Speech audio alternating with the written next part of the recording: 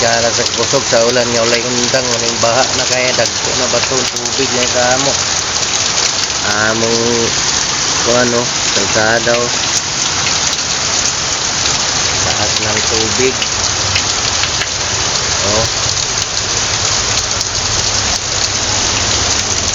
Ang bato ni kuan na pud nalugpong na pud gikan dito sa kuan ina beryo sabi nga tubig mga higala.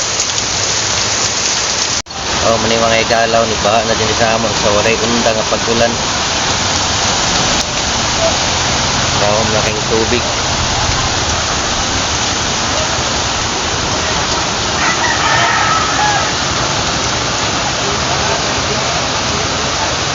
Dagko na yung bato din sa ibubong mga higala no?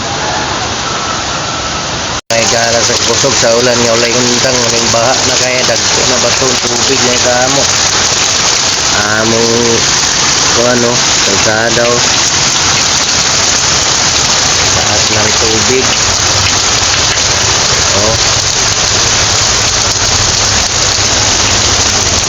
Ang bato ni kuan na pud nalugpong na pud gikan dito sa kuan ina beryo sabi nga tubig mga higala.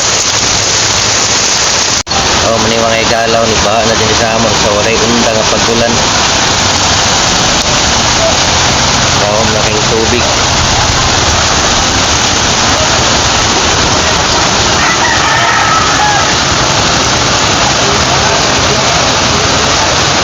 Dagko na yung bato din sa ibubong mga higala no?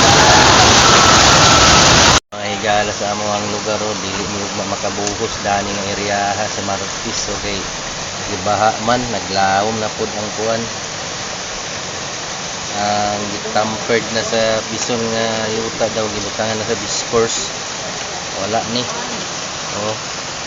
baha kay mga higala gibaha ginani ang area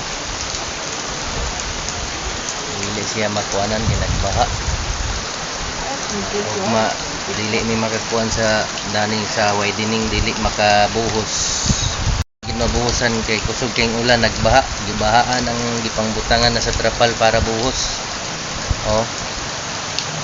Troho na pud nig tampered sa pison butangan na sa ni discourse kay wa gyud tubig siya mga higala kay nagbaha tugikan sa bukid ang tubig baha mga higalaw.